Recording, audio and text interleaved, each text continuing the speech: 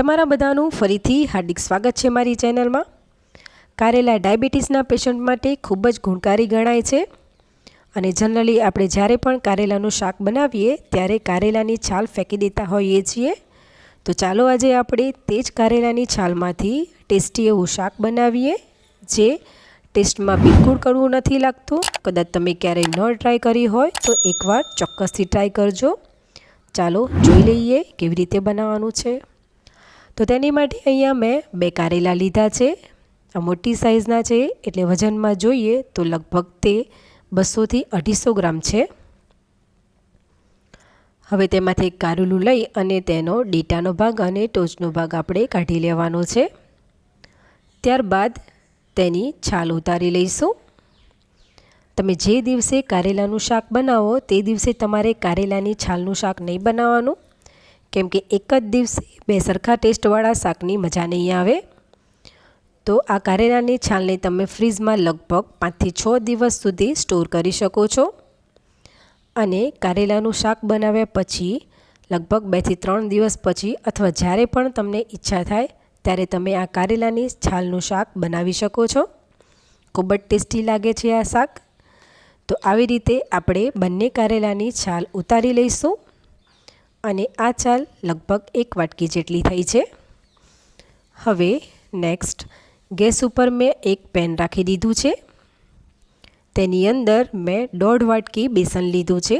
તમે 2 વાટકી પણ બેસન લઈ શકો છો।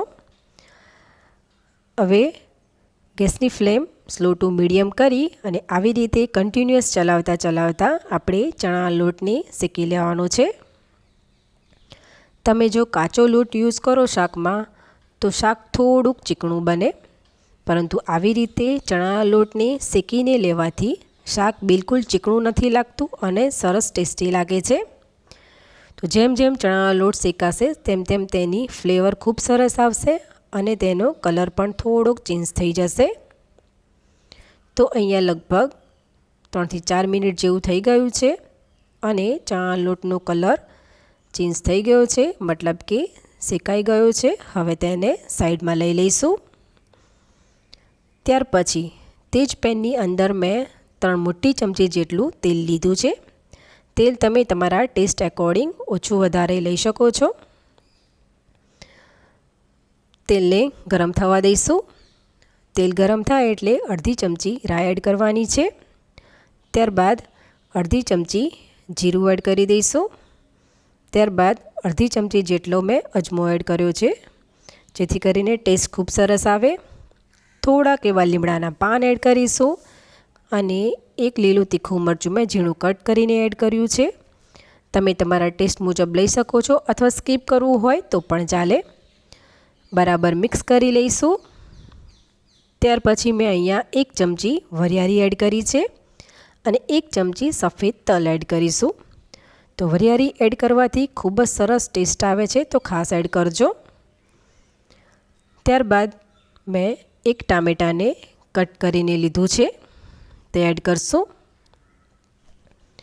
ફરીથી બરાબર મિક્સ કરી લઈશું।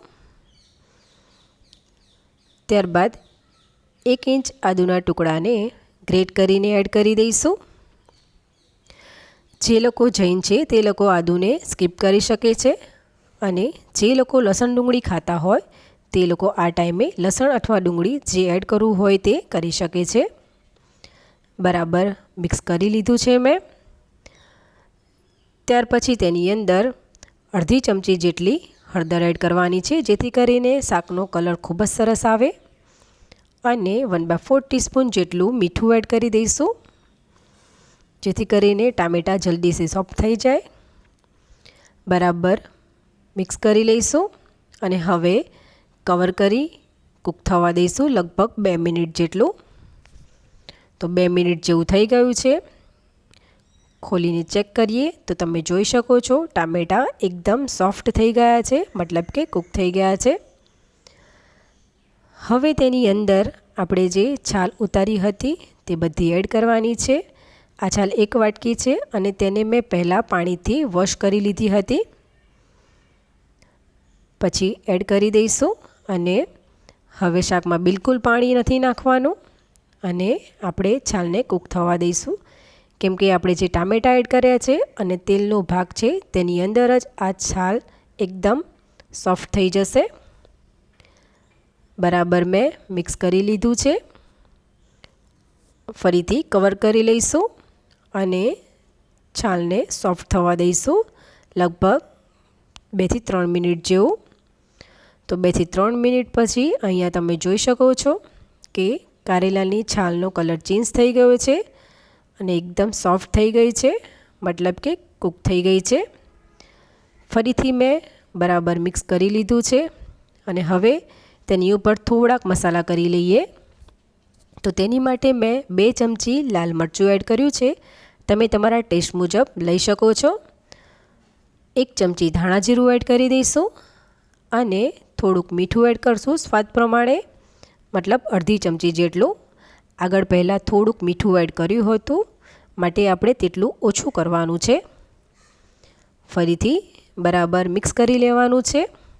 તો ફ્રેન્ડ્સ, તમને જો મારી રેસિપીઝ ગમતી હોય તો લાઈક કરજો, ફ્રેન્ડ્સ અને ફેમિલીમાં શેર કરજો અને સબસ્ક્રાઈબ કરી બેલ આઇકોન જરૂરથી પ્રેસ કરજો, જેથી કરીને મારા બધા વિડીયોની નોટિફિકેશન તમને મળે.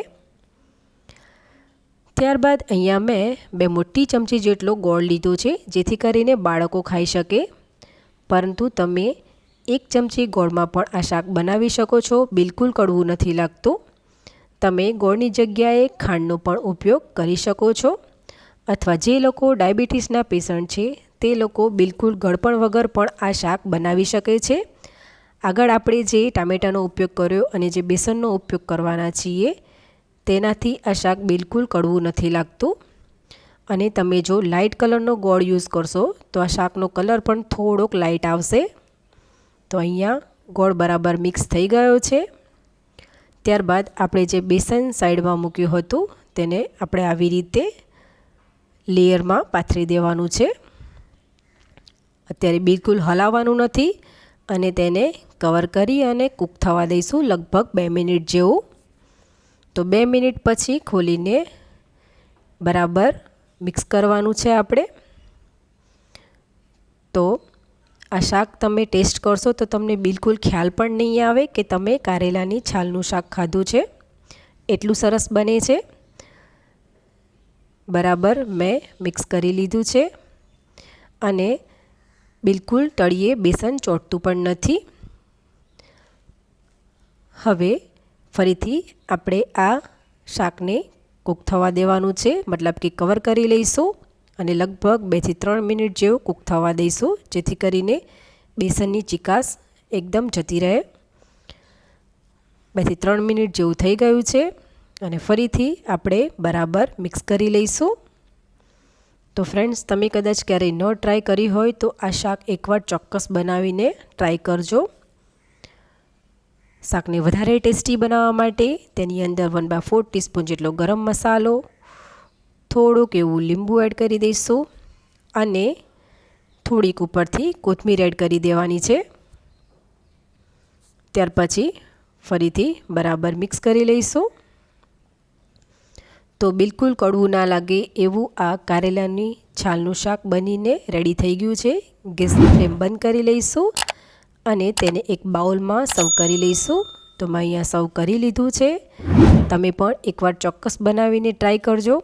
તો ફ્રેન્ડ્સ, તમને જો મારી રેસિપી ગમી હોય તો લાઈક કરજો, ફ્રેન્ડ્સ અને ફેમિલીમાં શેર કરજો અને સબસ્ક્રાઈબ કરી બેલ આઇકોન જરૂરથી પ્રેસ કરજો, જેથી કરીને મારા બધા વિડીયોની નોટિફિકેશન મળે. ચાલો ફરી મળીશું, ત્યાં સુધી આવજો.